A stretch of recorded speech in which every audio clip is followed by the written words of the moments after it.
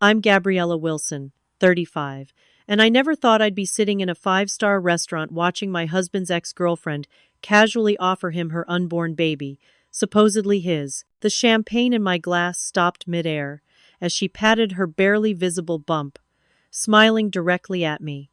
Surprise, Mark. You're going to be a daddy. While other diners enjoyed their anniversary celebrations, I set my glass down with remarkable steadiness. What happened next stunned everyone, especially Mark. My revenge wasn't screaming or throwing drinks. It was calculated, ice cold, and absolutely devastating to the life he thought we shared. Before I tell you how I dismantled my cheating husband's entire life, I'd love to know where you're watching from today. If you've ever dealt with betrayal from someone you trusted completely, hit that like button.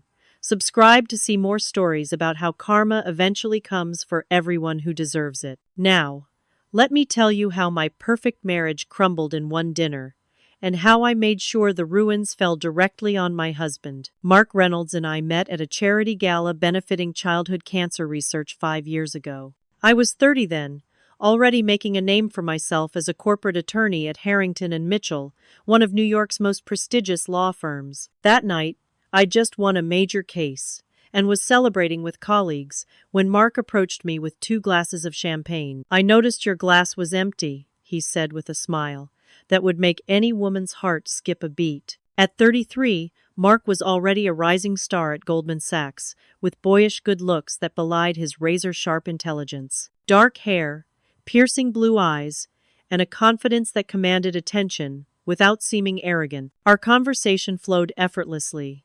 By the end of the night, I'd given him my number, and by the end of the week, we'd had our first date at a small Italian restaurant in Greenwich Village. 3 months later, we were inseparable.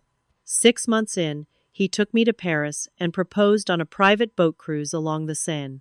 I said yes without hesitation. We married within a year at the Plaza Hotel, surrounded by New York's elite partners from my firm, executives from his investment bank, and friends we'd cultivated in our rise through Manhattan's social hierarchy.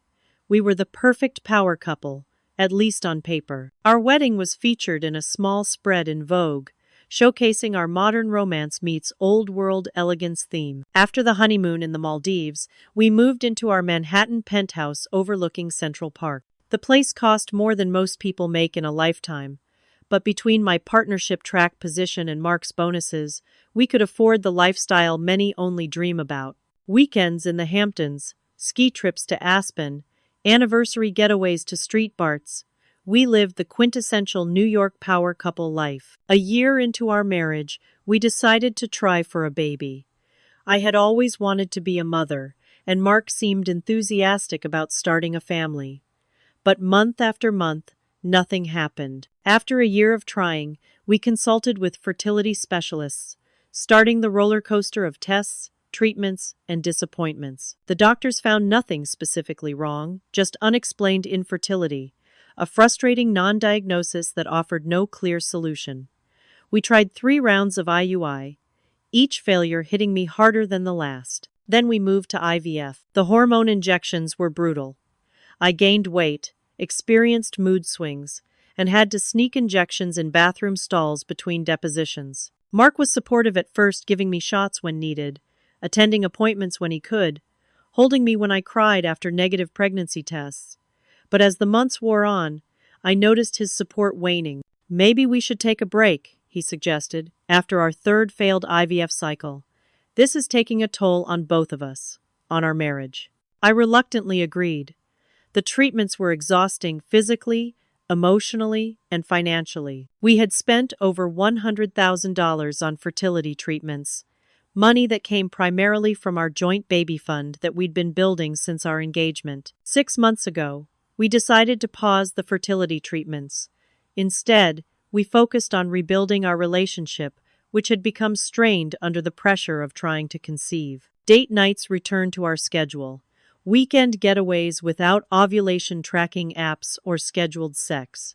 It felt like we were finding our way back to each other. That's why I was so excited about our 3-year anniversary dinner at Le Bernardin. Mark had made the reservations months in advance, requesting the best table. He sent flowers to my office that morning with a note. to 3 incredible years and many more to come. I spent my lunch break getting a blowout and manicure, wanting everything to be perfect. Looking back, I should have seen the red flags. The late nights at the office that became more frequent. The business trips that seemed to multiply. The way he guarded his phone, the calls he took in another room. But I was so focused on salvaging our marriage, on being the perfect wife, that I deliberately ignored what should have been obvious. Our social media feeds showed the picture-perfect couple fundraising galas, courtside Knicks tickets, vacations in exotic locales. Our friends envied our relationship. "You and Mark are such goals," my friend Rachel would say. If only she knew what was happening behind closed doors. As I prepared for our anniversary dinner that fateful night, I genuinely believed we had weathered the storm.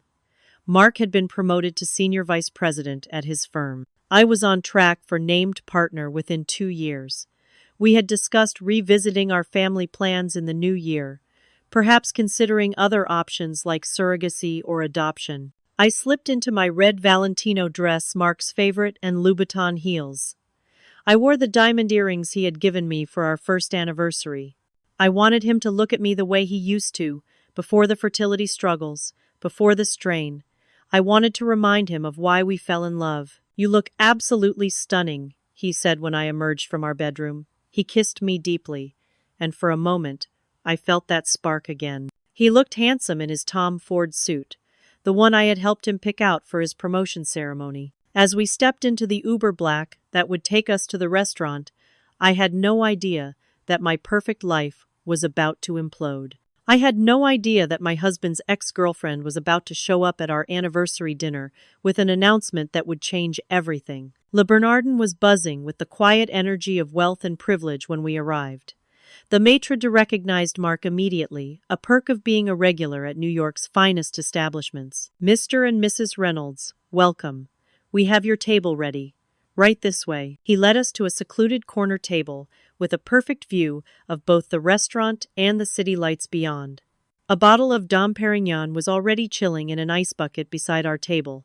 Mark's standard anniversary order. "Happy anniversary, my love," Mark said, raising his glass after the champagne was poured.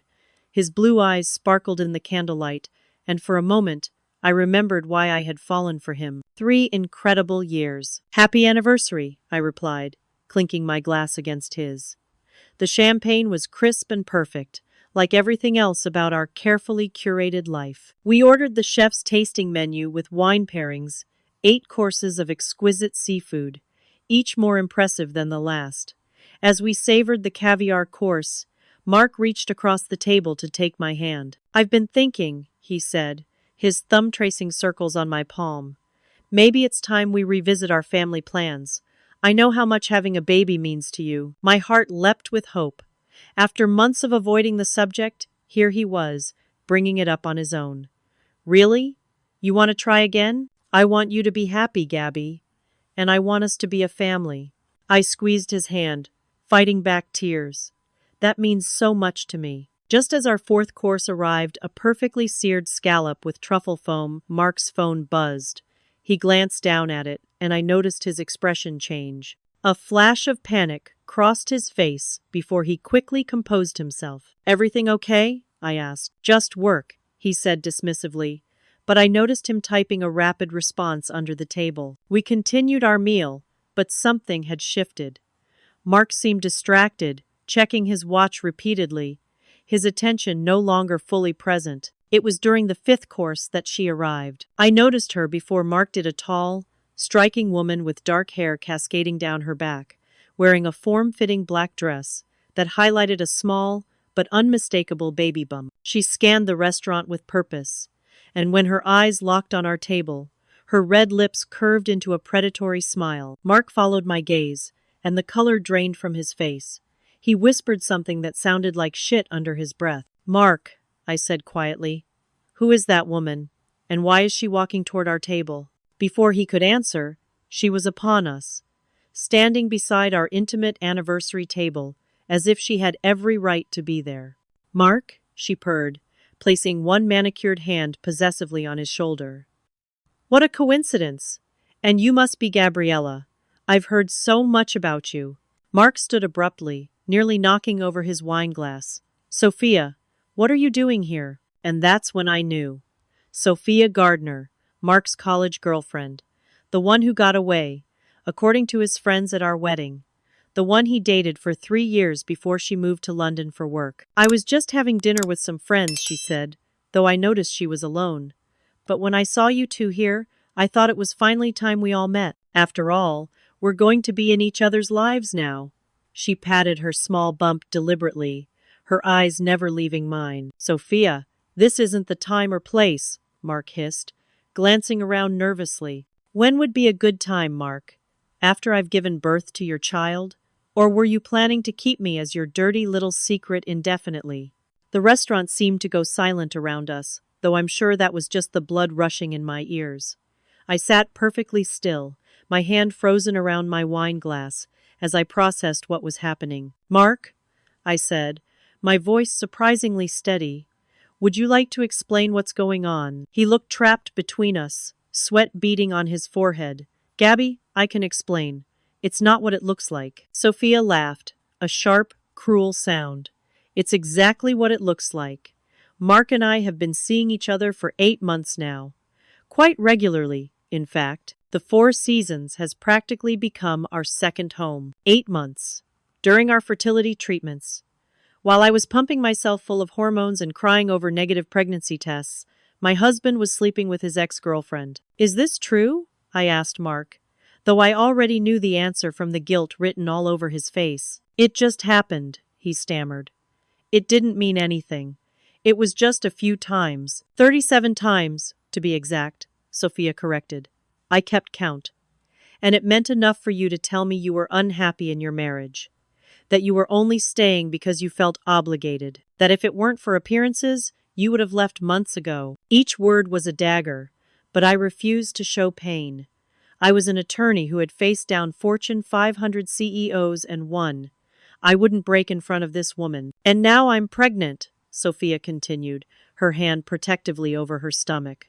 12 weeks along, conceived at the Mandarin Oriental, while you were at that banking conference in April. Remember that night, Mark? April. When I was recovering from our 3rd failed embryo transfer. When Mark had called to say he was networking and would be home late. Sophia, please, Mark begged. We can discuss this privately. Why? She challenged. Are you ashamed of me? Of our baby? You need to make a decision, Mark. It's time to choose her or me and your child. The waiter approached tentatively, clearly sensing the tension. Is everything all right with your meal? Everything is perfect, I said calmly. Could we have the check, please? Mark looked at me, desperation in his eyes. Gabby, please, let me explain. This isn't how it seems. I held up my hand, stopping him. Not here. Sophia smirked, clearly believing she had won. I'll give you two some privacy to discuss. Mark, call me later when you've made your decision. She leaned down and kissed his cheek, making sure I saw the intimacy of the gesture, before sauntering away. The waiter returned with the check, which I took before Mark could reach for it. I signed the $800 bill and added a generous tip, the least this poor waiter deserved for witnessing our marital implosion. Gabby, Mark tried again. Not. Here, I repeated, gathering my clutch and standing. We're going home now. As we left the restaurant, I could feel the eyes of other diners on us. I held my head high, my back straight, refusing to give anyone the satisfaction of seeing me crumble. Inside, though, I was calculating, planning, my legal mind already working on what would come next. I stepped onto the New York sidewalk, the cool September air hitting my face. For the first time since Sophia had appeared at our table, I allowed myself a deep breath. Mark scrambled after me, flagging down an Uber. Gabby, I'm so sorry. I can explain everything. The baby might not even be mine. Sophia has always been manipulative. As the car pulled up, I looked at my husband. This man I had loved and trusted, and realized I was looking at a stranger. The Uber ride home was excruciating. Mark kept trying to explain, his words tumbling over each other in his desperation to create a narrative I might accept. It was just physical, Gabby. It didn't mean anything. We were going through such a rough time with the fertility treatments. You were so focused on getting pregnant. I stared out the window, watching the lights of Manhattan blur past. Inside, I was screaming, but outwardly, I remained composed. The attorney in me knew better than to show my hand too early. She trapped me. You know how Sophia is, Mark continued, though I had never actually met the woman before tonight. She's always been obsessed with me, ever since college. When we ran into each other at that alumni event last year, she started texting, calling. I told her I was happily married, but she persisted. I turned to look at him. This man who had once been my everything. The Four Seasons has practically become our second home, I quoted Sophia's words back to him. That doesn't sound like someone being trapped to me. She's exaggerating, he insisted. It wasn't like that. 37 times, I said quietly. She kept count. Mark ran his hands through his hair, a gesture I once found endearing. Now it just seemed like the action of a man scrambling for control. The baby might not even be mine, he tried again. She's been with other men. She's unstable, Gabby. You have to believe me. I don't have to do anything, I replied, my voice ice cold. The Uber pulled up to our building. The doorman's face fell when he saw my expression. Carlos had always been perceptive. He gave Mark a look that clearly communicated disapproval. The elevator ride to the penthouse was silent. Inside our home, the space we had carefully designed together, Mark immediately went to the bar cart and poured himself a generous scotch. Do you want one? He asked, holding up the crystal decanter. No, I replied. I want you to be sober for this conversation. He downed half the glass anyway, wincing as the alcohol burned his throat. Gabby, you have to understand. This past year has been incredibly difficult. For you? I asked incredulously. I was the one with the hormone injections. I was the one whose body failed repeatedly. I was the one who had to face every negative pregnancy test while maintaining my caseload at the firm. That's not fair, he protested. It affected me too. The pressure, the scheduling, the disappointment. So you sought comfort in your ex-girlfriend's bed? While I was grieving our lost embryos? Mark set down his glass. It just happened. I never meant to hurt you. 8 months, Mark. That's not something that just happens. That's a choice you made, day after day, week after week. He approached me, trying to take my hands. I stepped back. Don't touch me. Gabby, please. I love you. We can work through this. Couples therapy, a fresh start. I'll cut all contact with Sophia. And the baby?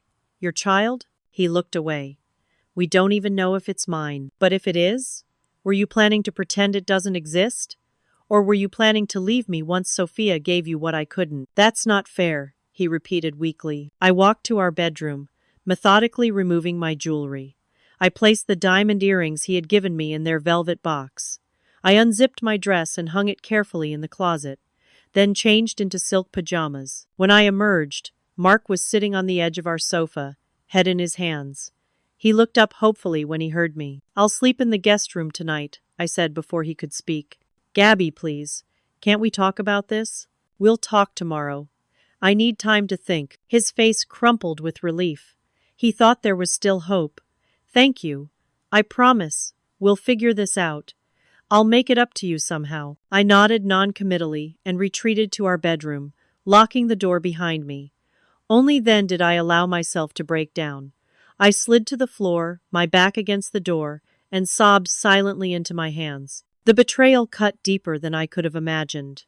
Not just the affair, but when it happened during the most vulnerable time of my life, when I was already questioning my worth as a woman, as a potential mother. The night stretched endlessly as I lay in our king-size bed, staring at the ceiling. Sleep was impossible.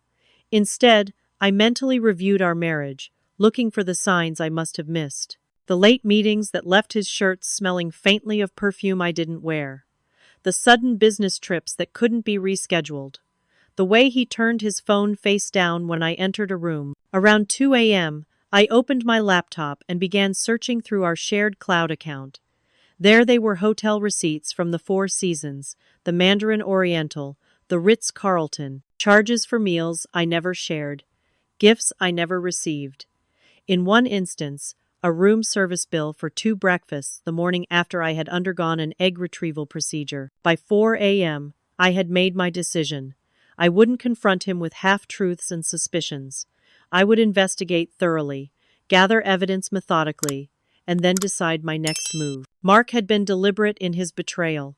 My response would be equally deliberate. I was Gabriella Wilson, top corporate attorney, known for leaving no stone unturned in discovery. I would approach this like any other case with meticulous attention to detail and an unwavering commitment to justice. As dawn broke over Manhattan, I finally fell into a fitful sleep, my mind already mapping out the investigation that would dismantle my husband's carefully constructed web of lies. If you've ever had that gut-wrenching moment when you realize someone isn't who you thought they were, you know exactly how I felt that night. The shock, the disbelief, the sickening realization that your reality was built on lies. As I lay there planning my next move, I had no idea just how deep Mark's deception went. Stay with me as I uncover the truly devastating extent of his betrayal. The next morning, I called my office and requested a personal day, something I had done perhaps 3 times in my entire career. My assistant sounded shocked but didn't question me. The benefits of being on partnership track. I waited until Mark left for work, watching his morning routine with detached fascination. He tried repeatedly to engage me in conversation, but I responded with only the barest acknowledgement. Finally, he kissed my cheek. I had turned my face when he aimed for my lips and left with a promise to fix everything. The moment the door closed, I got to work. First, I called Emma Harris, my law school friend who now worked at Mark's investment firm in compliance. I took her to lunch at a small bistro in Tribeca, far from where anyone from either of our offices might see us. "I need to ask you something confidential," I said after we had ordered. "It's about Mark." Emma's expression shifted from confusion to concern. "What's going on, Gabby?" I told her about Sophia's appearance at dinner, watching her face register shock, then anger on my behalf. "I need to know if you've seen or heard anything at the firm," I said. "I'm trying to understand the full scope of what I'm dealing with." Emma hesitated, then sighed. "I wasn't going to say anything because I thought maybe you knew and were okay with it somehow, but he's brought her to several company events when you couldn't make it. The holiday party, the summer outing. He introduced her as a friend, but everyone could see there was more to it." My stomach tightened, but I kept my expression neutral. "How long have you known?" "I first saw them together at the holiday party last December. I almost called you that night, but then I second-guessed myself. I'm so sorry, Gabby. I should have told you." December. Even earlier than Sophia had claimed. Right when we were preparing for our 3rd IVF cycle. "It's not your fault," I assured her. "Mark is very good at hiding things." After lunch, I returned to our penthouse and settled at my home office desk. I had never invaded Mark's privacy before. Trust had been a cornerstone of our relationship, or so I thought. But now, I methodically went through everything. I hired Brian Miller, a private investigator recommended by a partner at my firm who handled high-profile divorces. His retainer was steep, but money wasn't my concern at this point. "I need everything," I told him.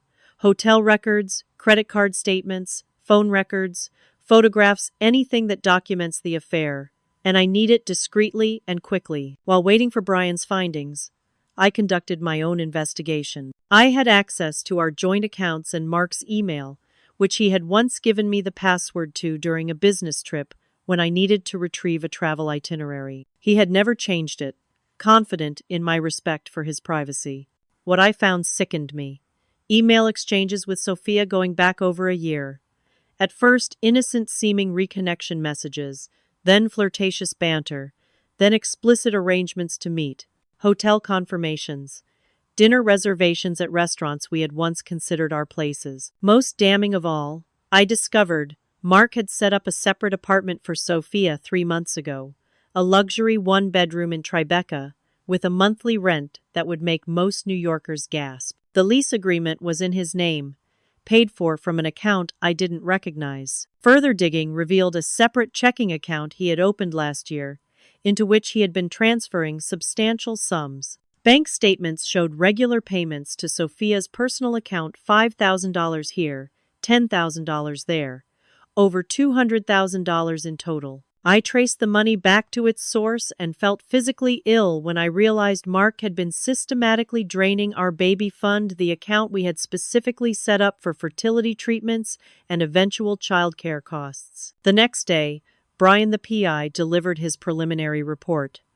It included surveillance photos of Mark and Sophia entering and exiting various hotels, their body language unmistakably intimate. Timestamps confirmed multiple meetings during important dates in our fertility journey, including the day I had undergone my final egg retrieval, when Mark had claimed to be stuck at the office. "There's something else you should see," Brian said, sliding another folder across my desk. Inside was evidence that Mark had been researching divorce attorneys 3 months ago. He had even had an initial consultation with Harrison James, one of the most aggressive divorce lawyers in the city, known for helping wealthy men shield assets from their wives. That night, I contacted my college friend Lydia, who now worked at a DNA testing lab. "Hypothetically," I asked, "how accurate is a paternity test during pregnancy?" "Non-invasive prenatal paternity testing is about 99.9% accurate," she informed me. "It can be done as early as 8 weeks. Why do you ask?" I gave her a vague explanation about a case I was working on, but I could tell she didn't believe me. Still, she provided the information I needed. The next morning, while Mark was in the shower, I checked his phone. There, in black and white, were text exchanges with his friend Derek. "Derek, are you sure about this, man? Gabby's a great woman." "Mark, the fertility stuff was the last straw. All she talks about is babies. I can't do it anymore." "Derek, so you're really going to leave her for Sophia?" "Mark, once the baby is born, need to time it right for the optics at work. Don't want to look like the asshole who abandoned his wife." "Derek, you realize you are the asshole who's abandoning his wife, right?" "Mark, very funny. Sophia gets me in a way Gabby never did. Plus, she's not obsessed with having kids." This pregnancy was a surprise, but maybe it's fate. I took screenshots and sent them to my personal email before carefully returning his phone to the nightstand. I took my investigation a step further, consulting discreetly with the divorce team at my firm. I didn't reveal it was for myself, instead presenting it as a case I was considering taking on for a friend. "New York is an equitable distribution state," explained Patricia Winters, our top divorce attorney. "If there's evidence of financial misconduct, hiding assets, dissipating marital funds, the court can award a larger percentage to the wronged spouse." I nodded, taking careful notes. "And what about evidence of infidelity?" "New York is a no-fault state now, but evidence of adultery can still impact financial settlements, especially if marital funds were used to support the affair. Judges have discretion." That evening, I created a comprehensive document outlining all our marital assets: the penthouse, worth $4.2 million, the Hamptons house, $2.8 million, investment accounts, retirement funds, artwork, jewelry. I noted which assets were jointly owned versus separately owned, which were acquired before marriage versus during. I also documented Mark's financial misconduct, the secret account, the transfers to Sophia, the apartment lease, the hotel expenses. The total amount he had diverted to his affair exceeded $350,000 of marital funds. The final blow came when I discovered an email chain between Mark and Sophia from 6 months ago, when we were still in fertility treatments. "Mark, Gabby wants to try another round of IVF. I don't know how to tell her I don't want to." "Sophia, why don't you just tell her the truth?" "Mark, it would devastate her. Easier to just go along with it and make sure it doesn't work." "Sophia, what do you mean?" "Mark, I've been forgetting to take the supplements the doctor prescribed. And I've been hitting the sauna at the gym before giving samples. Heat kills sperm, you know." "Sophia, that's twisted, Mark." "Mark, it's kinder than telling her I don't want a baby with her anymore." I stared at the screen, a cold fury settling over me. He had deliberately sabotaged our fertility treatments while watching me inject myself with hormones, undergo painful procedures, and cry over negative results. He had let me believe it was my fault, that my body was failing us, when all along he was ensuring our treatments would fail. That night, I met with my financial advisor, Jason Chen, and began the process of securing my separate assets. I moved my inheritance money, which had remained in my name only at my late father's insistence, to protected accounts. I opened new credit cards and bank accounts in my name only. I transferred my personal valuables to a safe deposit box, including family jewelry and important documents. By the end of the week, I had a complete picture of Mark's betrayal. It was more calculated, more extensive, and more cruel than I could have imagined. He hadn't just had an affair, he had been planning to leave me for months, while systematically undermining our fertility efforts and diverting our joint funds. I was no longer heartbroken. I was furious. And I was ready for the next phase of my plan. I know what you're thinking. How could I have missed so many signs? Sometimes when we love someone, we see what we want to see.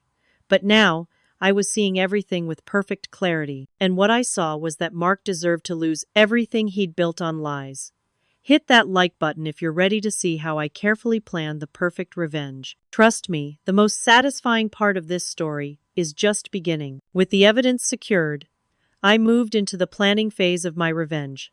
I needed to be methodical, precise, and above all, legal. As an attorney, I understood the importance of staying within the boundaries of the law, even while dismantling my husband's life. My first step was to secure legal representation not from my own firm, where conflicts of interest could arise, but from someone equally formidable. I made an appointment with Elaine Donovan, widely regarded as the best divorce attorney in New York. Her reputation for representing high-profile women in similar situations was unmatched, and her fees were astronomical.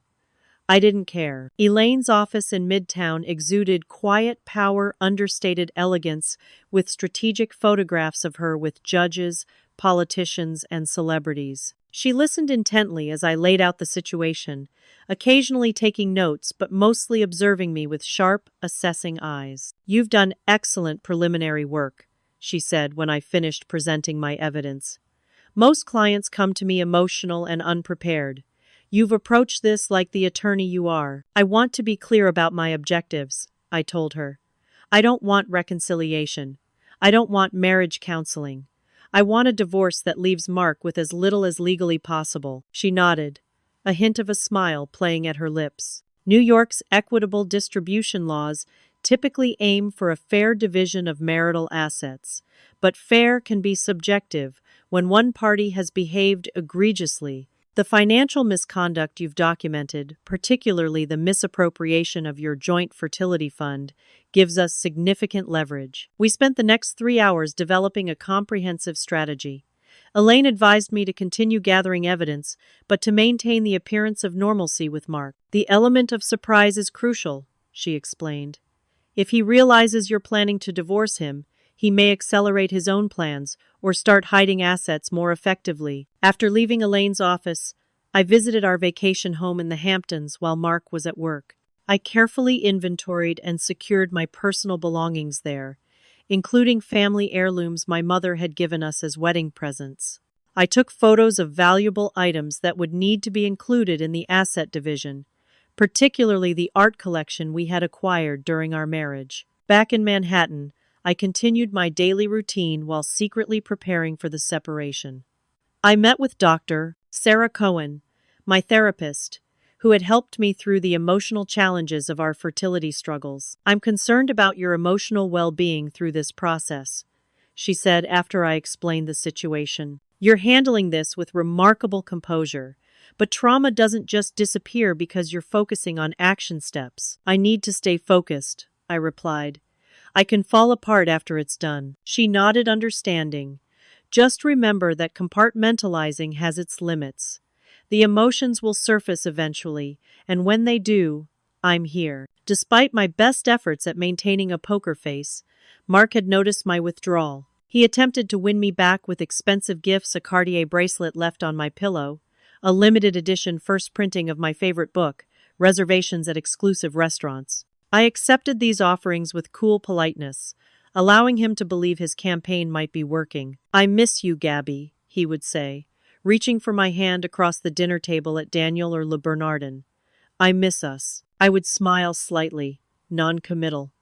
It takes time, Mark. This isn't something that can be fixed with presents. His relief at my not explicitly rejecting him was palpable. I'll wait as long as it takes, he promised. I know I've hurt you terribly, but I love you. Sophia means nothing to me. Meanwhile, my investigation continued to uncover disturbing details. Brian the PI discovered that Mark had taken Sophia to Paris, the city where he had proposed to me, and stayed in the same hotel. Credit card statements revealed a purchase from Tiffany's during that trip. Through Emma at his firm, I learned that Mark had been discreetly asking colleagues about relocating to the London office where Sophia had connections. Most devastatingly, I found emails where Mark discussed our fertility struggles with Sophia, sharing intimate details about my emotional state, my physical reactions to the hormones, even joking about my obsession with having a baby. The violation of my privacy, the mockery of my pain, was almost unbearable. I also looked into Sophia's background more thoroughly. What I discovered was illuminating. She had a pattern of relationships with wealthy, successful men, several of whom had experienced surprise pregnancy scares. In one case, a former boyfriend had paid substantial sums for prenatal care and apartment expenses, only to have Sophia miscarry shortly after a major financial transaction. Through Brian's connections, I obtained records showing Sophia had indeed been pregnant once before 2 years ago, with the child of a hedge fund manager who had set her up in a similar apartment arrangement to what Mark had done. That pregnancy had been terminated at 7 weeks, despite Sophia accepting money for prenatal care for months afterward. Armed with this information, I consulted with Elaine again. Can we use Sophia's history in the divorce proceedings? Directly? No. But it gives us leverage if Mark tries to argue that he needs funds to support his new family, she explained. More importantly, if you decide to confront him with this information, it may affect how he approaches the divorce negotiations. As the days passed, I continued my careful preparations.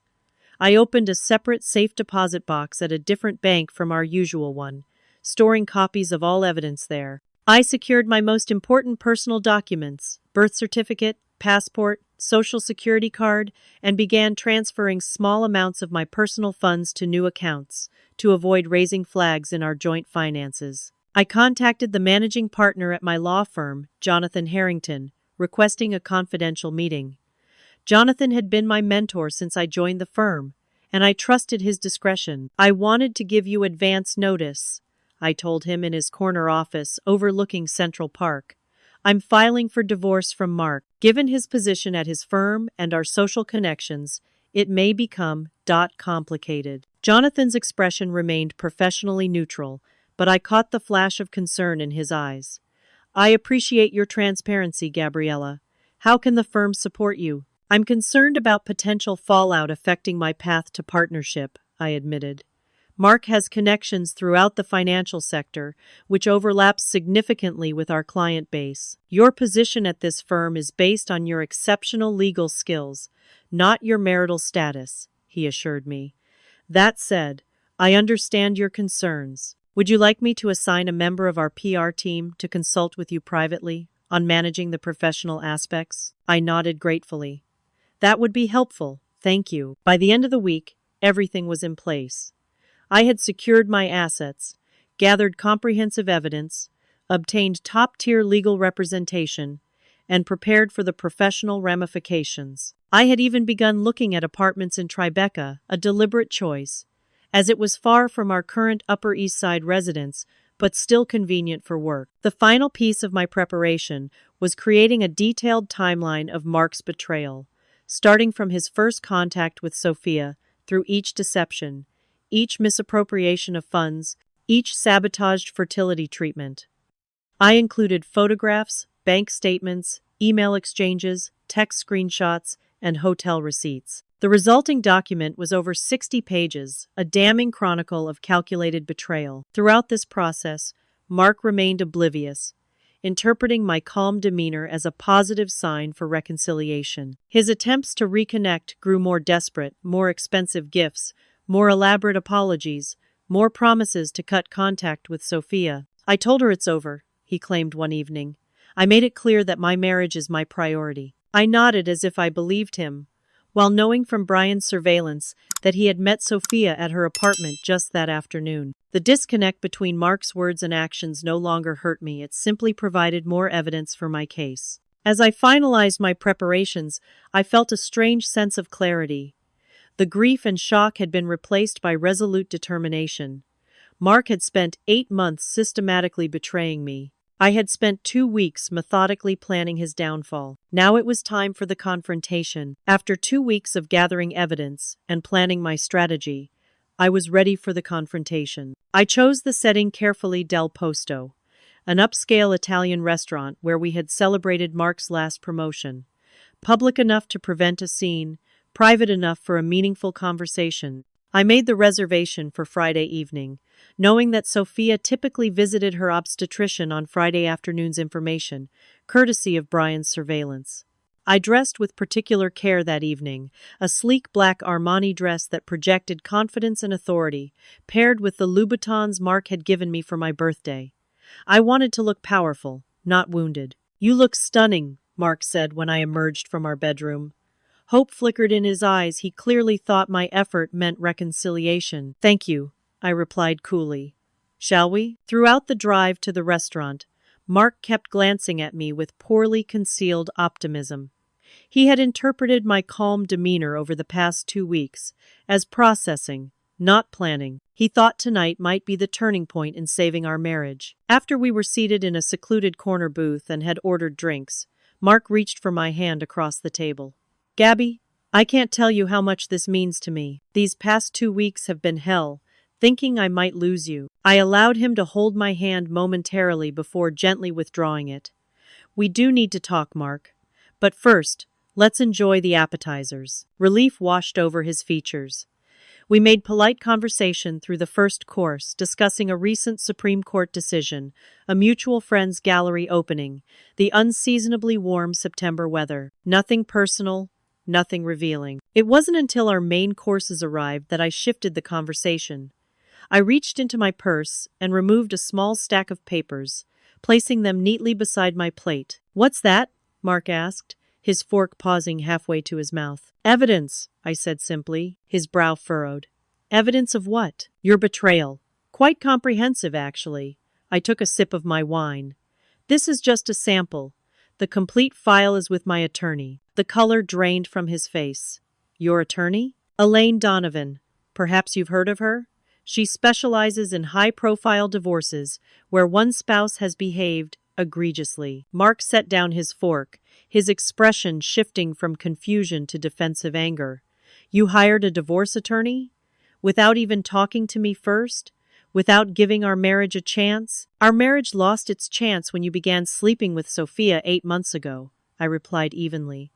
"Or perhaps it was when you started draining our joint accounts to support her. Or maybe when you deliberately sabotaged our fertility treatments while watching me suffer through the procedures." I slid the papers toward him. The top document was a bank statement showing transfers from our joint account to the one he had set up for Sophia's expenses. "I can explain that," he started, but I cut him off. "Save it, Mark. I have the emails where you discussed these transfers with her. I have the lease agreement for her apartment in your name. I have hotel receipts, dinner receipts, jewelry purchases." I pulled out another document, screenshots of his texts with his friend Derek about leaving me after the baby was born. "I even have these charming exchanges where you discuss the optimal timing for abandoning your wife." Mark stared at the evidence, his face cycling through shock, anger, and finally, calculation. He was an investment banker. After all, always looking for leverage. "Gabby, this isn't what it looks like. Some of this is taken out of context." "Is this out of context?" I interrupted, sliding forward an email printout where he discussed deliberately sabotaging our IVF attempts. "Where you admitted to taking hot saunas before providing sperm samples. Where you forgot to take the supplements. Where you let me believe my body was the problem while you ensured our treatments would fail." He flinched, finally recognizing the extent of what I had discovered. "Did you know," I continued, my voice controlled but ice-cold, "that I've also been in contact with Tyler Madison?" Mark's confusion was evident. Who? Sophia's ex-boyfriend. The hedge fund manager who also experienced a surprise pregnancy announcement, who also set Sophia up in a luxury apartment and transferred substantial sums to her account for prenatal care. I paused to let this sink in. Strangely, that pregnancy ended in a convenient miscarriage after he had transferred over $200,000 to her. That's not possible, Mark stammered. Sophia told me she's never been pregnant before. Sophia has lied about many things, it seems. I removed another document from the stack medical records obtained through not entirely legal means, but useful for this confrontation. She was indeed pregnant 2 years ago. The pregnancy was terminated at 7 weeks. At her request, Mark stared at the paper, visibly processing this information. Are you suggesting? I'm not suggesting anything. I'm simply providing facts you might want to consider before continuing to drain our marital assets for someone with a documented history of financial exploitation through pregnancy claims. You don't understand, Mark tried again. Sophia and I have a connection strong enough for you to throw away your marriage, your reputation, and half your assets? I interrupted. Think carefully about your next words, Mark. At that moment, his phone buzzed. He glanced down, and I caught the flash of panic in his eyes. Right on cue. I had arranged for an anonymous text to be sent to Sophia, informing her of our dinner location. Brian had confirmed she had left her doctor's appointment and would likely arrive within minutes. Problem? I asked innocently. No, just work, he muttered, turning his phone face down. Interesting, considering it's nearly 9 p.m. on a Friday. I took another deliberate sip of wine. Now, let's discuss the divorce terms. I removed a final document from my stack, the preliminary separation agreement Elaine had prepared. I'm offering you one opportunity to make this relatively painless, I explained. Sign this agreement, which provides for an equitable division of assets minus the funds you've already diverted to Sophia. You'll keep your personal accounts, your car, your watches, and your family heirlooms. I'll keep the penthouse and the Hamptons house, my personal accounts, and my jewelry. Mark stared at the document, then back at me. You can't be serious. Those properties are worth millions. Properties purchased primarily with my inheritance and my bonuses, I reminded him. But I'm open to negotiation in court, with full disclosure of all evidence I've gathered, including your misappropriation of firm resources to fund your affair. His eyes widened. What are you talking about? The client entertainment fund you've been tapping for dinners with Sophia. The business trip expenses when she accompanied you to Chicago and San Francisco. The car service charges to and from her apartment. I smiled thinly. Emma Harrison compliance has been very helpful. Mark's expression darkened. You've been spying on me at work? That's low, Gabriella. Not as low as using our fertility fund to finance your mistress's apartment, I countered. Just then, a commotion near the restaurant entrance caught our attention.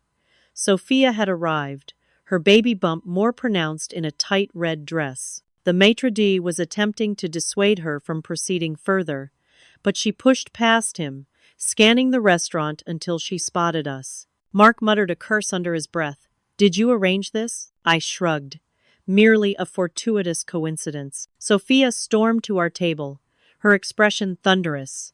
So this is why you haven't returned my calls for 2 days? A romantic dinner with your wife, while I'm dealing with morning sickness and doctor appointments? Several nearby diners turned to watch the unfolding drama. Mark stood quickly, attempting to move Sophia away from our table. Sophia, please. This isn't the place. When is the place, Mark? When is the right time to discuss our baby's future? She turned to me, a mixture of triumph and anger in her eyes. Did he tell you he's moving in with me next month? That we've been planning our future together? I maintained my composure, taking another sip of my wine. Actually, Mark was just reviewing our separation agreement. Perhaps you'd like to see the terms? I held up the document. Though you might be more interested in this, I slid forward the medical records detailing her previous pregnancy. Sophia blanched, recognizing the document immediately. Where did you get that? That's private medical information, yet somehow relevant to the current situation, wouldn't you agree? I turned to Mark. You might want to request a paternity test before signing anything else: lease agreements, support declarations, birth certificates. Mark looked between us, confusion and anger battling on his face. What the hell is going on? Ask Sophia about Tyler Madison, I suggested. Ask her about the $200,000 he provided for a baby that mysteriously disappeared after the checks cleared. She's lying, Sophia hissed, but her panicked expression told a different story. Mark turned to her. Is it true?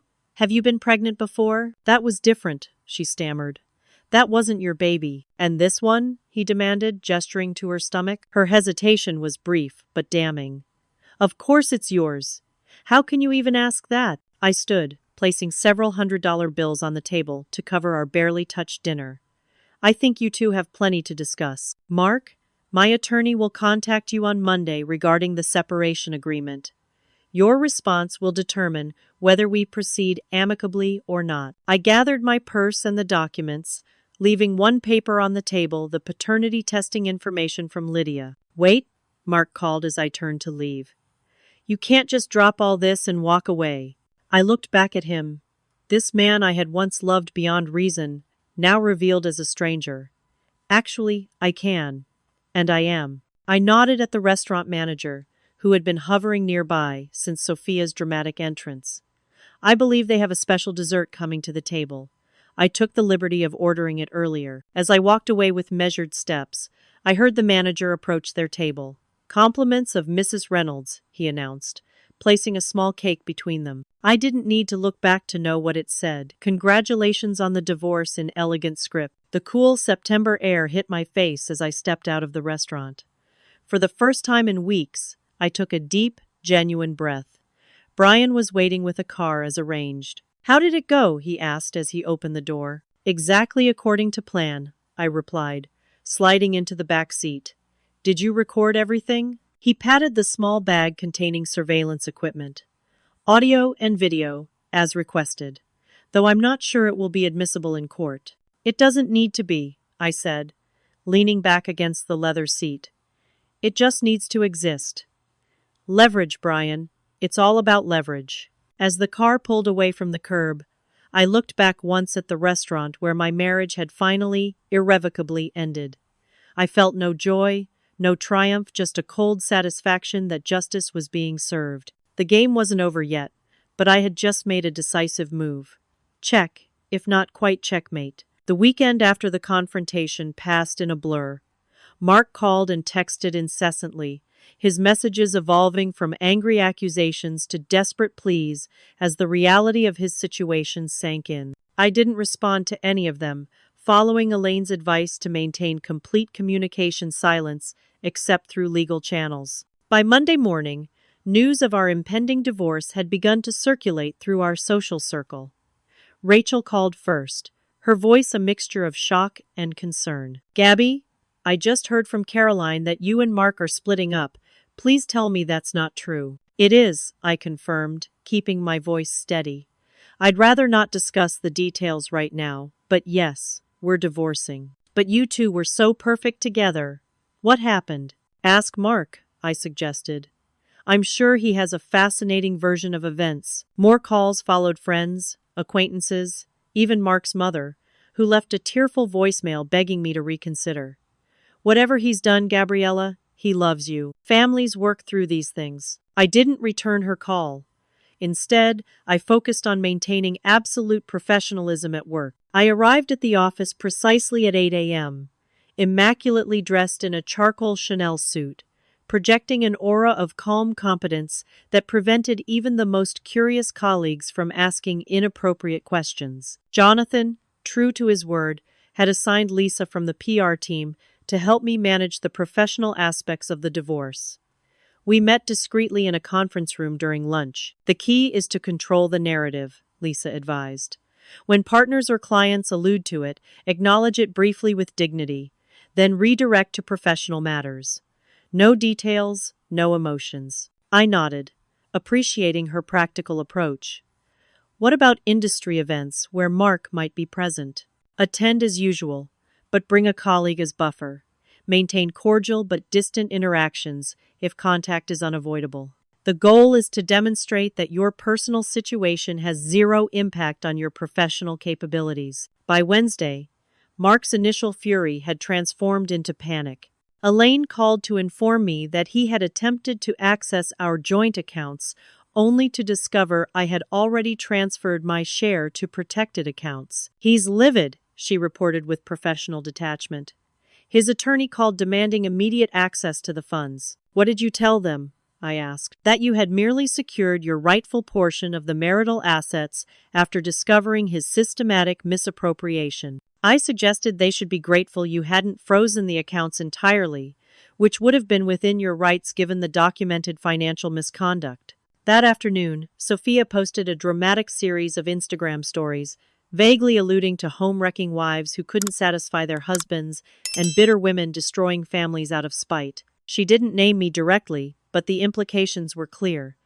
I documented the posts and forwarded them to Elaine for our growing file. By the end of the week, the situation had escalated.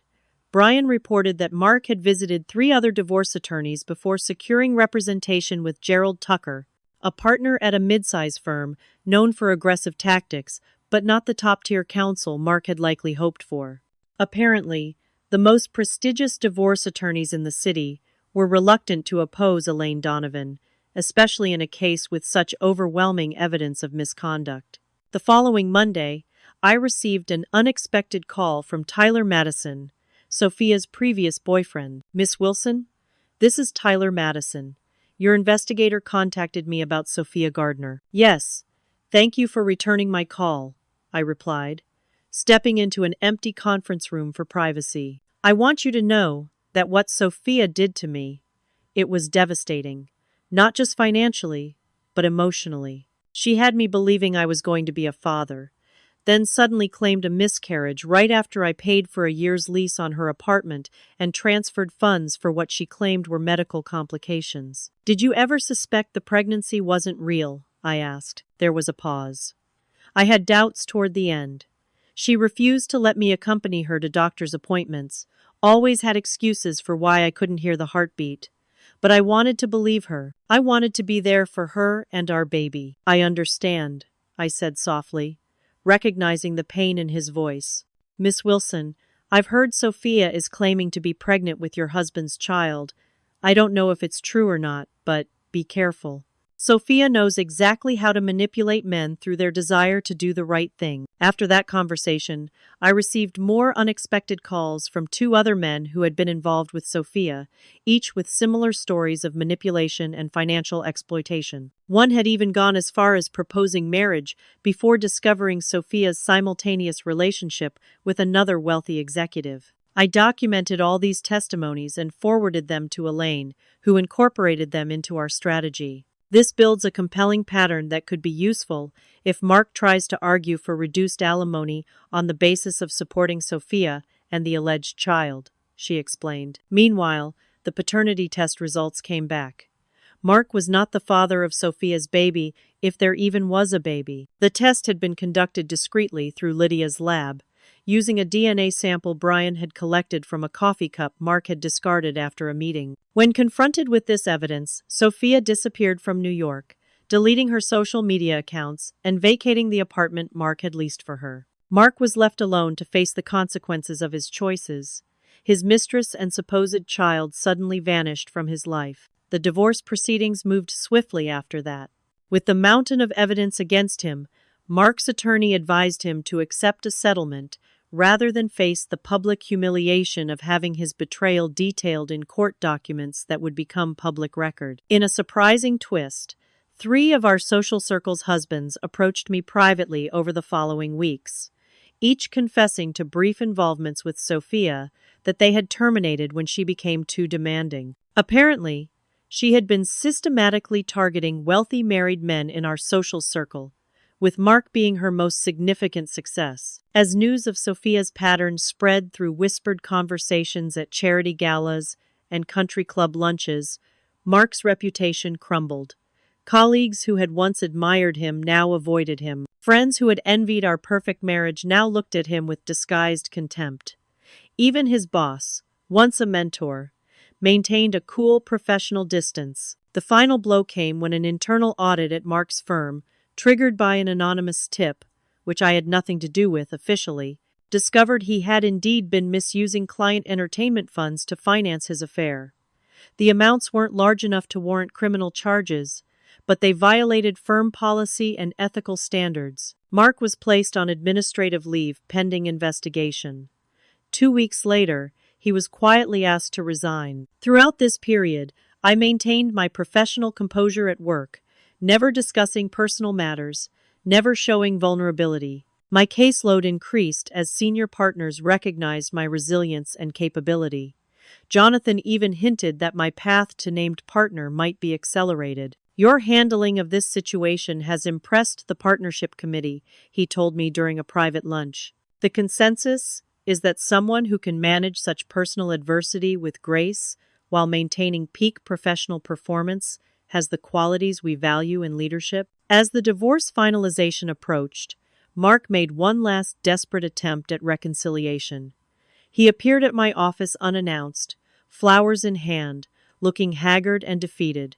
"Gabby, please," he begged when I met him in the lobby, unwilling to allow him into the firm's offices. "I've lost everything, my job, my reputation, my friends. Don't make me lose you too." "You lost me the moment you betrayed me," I replied calmly. "The rest of your losses are the natural consequences of your choices." "I made a terrible mistake," he insisted. "But I love you. I've always loved you." "If this is love, Mark, I'm better off without it." I gestured to the security guards who were watching us closely. "Please don't come here again. All communication should go through our attorneys." As he was escorted out, his shoulders slumped in defeat. I felt no satisfaction, no vindication, just a profound weariness and an unexpected sense of freedom. The man walking away was a stranger to me now. Someone I had once loved but no longer recognized. The divorce was finalized exactly 90 days after the confrontation at Del Posto. The terms were everything Elaine and I had outlined in our original proposal.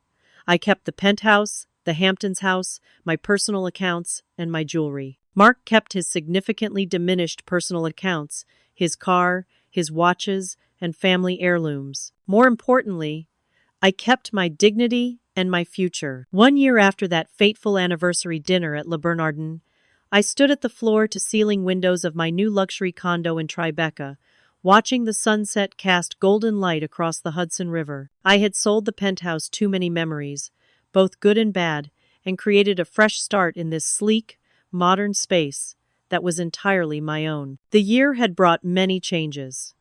I had been promoted to named partner at my firm, the youngest woman to achieve that distinction in the company's history. My successful handling of a high-profile merger between two tech giants had cemented my reputation as one of the top corporate attorneys in the city. My personal transformation had been equally significant.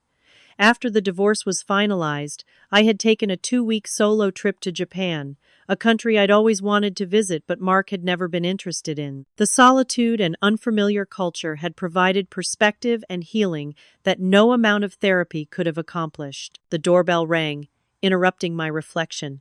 It was Rachel, arriving for our monthly dinner. Our friendship had survived the divorce drama, especially after she had firmly taken my side once the full story emerged. "The place looks amazing," she commented, admiring the minimalist decor and carefully curated art I had selected. "So different from the penthouse." "That's the point," I replied with a smile, handing her a glass of Cabernet. New life, new space. As we settled onto the sofa, Rachel's expression grew serious. "I ran into Daniel yesterday. He mentioned seeing Mark at a restaurant in Midtown." Daniel was Rachel's husband and had once been part of our social circle with Mark. "And? How is the ex-husband?" I asked, surprised by my own detachment. There had been a time when even the mention of Mark's name would trigger anxiety or anger. Now, I felt nothing but mild curiosity. "Not great, apparently. He's working at some regional bank now, much lower position than he had before." Daniel said he looked tired, defeated somehow. She studied my face. "Does that make you happy to hear?" I considered the question carefully. "No," I finally answered.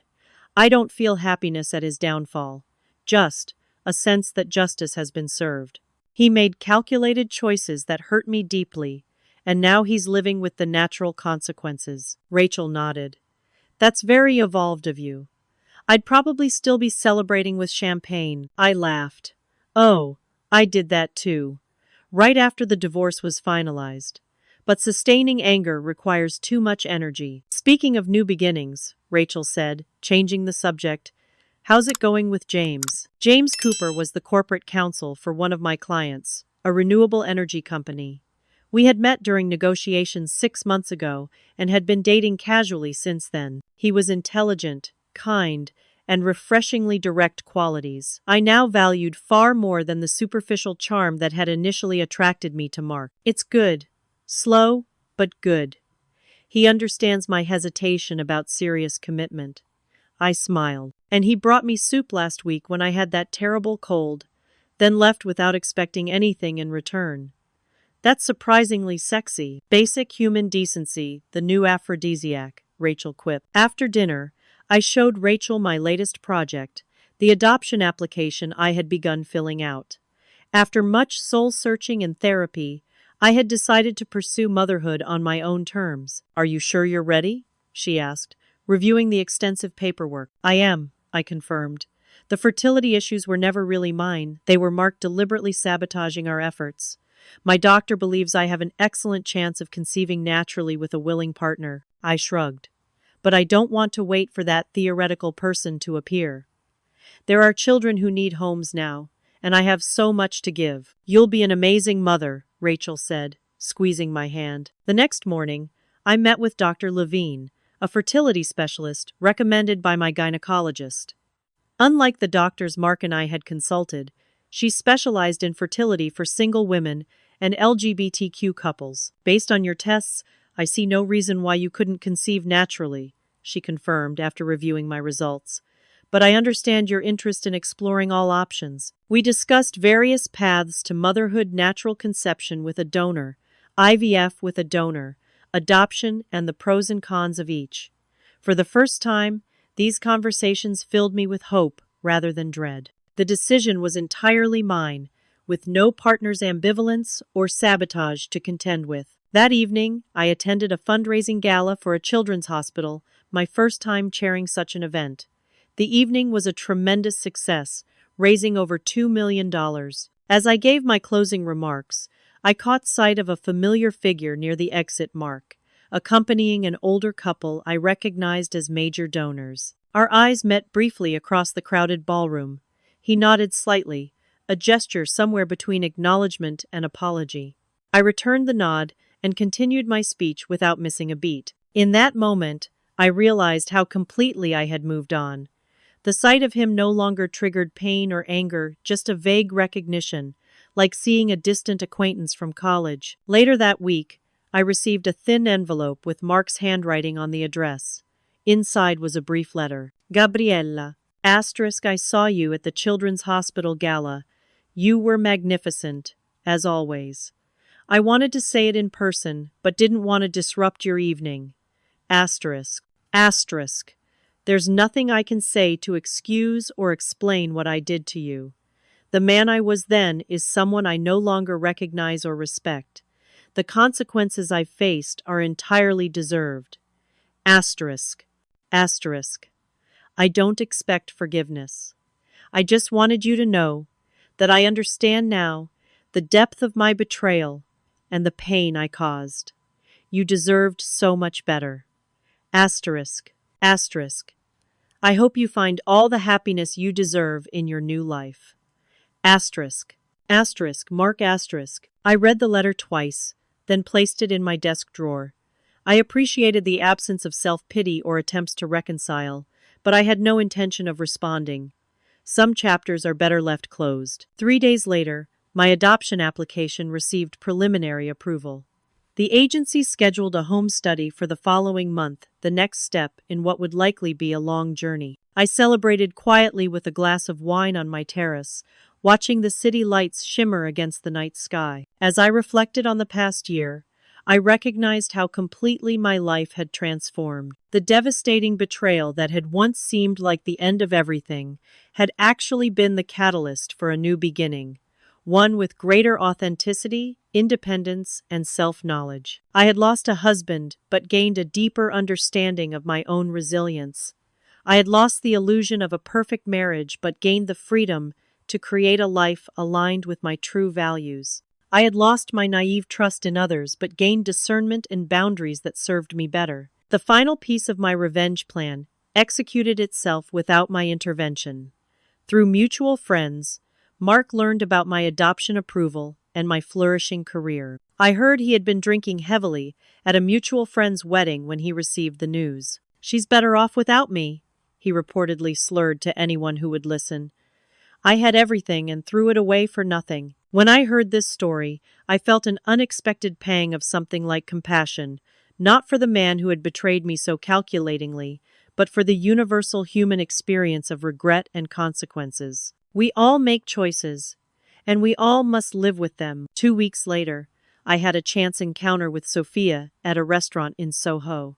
She was with an older man, wearing an expensive watch and a wedding ring. No baby was in evidence, though her Instagram, reopened under a slightly different name, showed no evidence of pregnancy or birth either. Our eyes met as she was leaving. She faltered slightly, then nodded in cold acknowledgement before hurrying past. I returned to my lunch without comment, the encounter barely registering as important. That evening, I received my final divorce-related communication from Mark, a brief email. "I heard about your adoption approval. You'll be an extraordinary mother. I'm sorry I robbed us of the chance to be parents together through my selfishness and deception. That child will be very lucky to have you." I didn't respond, but I did forward the email to my therapist as evidence of my complete emotional detachment. What had once been the center of my universe was now just a footnote in my story. 6 months later, I held my adopted daughter for the first time, a beautiful 3-month-old girl named Lily, whose mother had made the brave choice of adoption to give her child opportunities she couldn't provide. As I cradled her in my arms, I felt a sense of rightness and completion that transcended all the pain that had led to this moment. Mark's betrayal had cost him everything: his marriage, his career, his reputation, his future plans. My revenge hadn't been about actively destroying him, but about ensuring he faced the natural consequences of his actions, while I reclaimed my life and rebuilt it stronger than before. In the end, the best revenge wasn't the calculated dismantling of his life, it was the beautiful reconstruction of my own. Have you ever experienced that moment when you realize the thing that hurt you most actually set you free? It's a powerful feeling. If this story resonated with you, please hit that like button and subscribe to see more journeys through betrayal to triumph. Your comments mean everything to me. Have you ever had to completely rebuild your life after thinking it was destroyed? How did you find your strength? I read every comment and would love to hear your stories. Thank you for staying with me through this journey.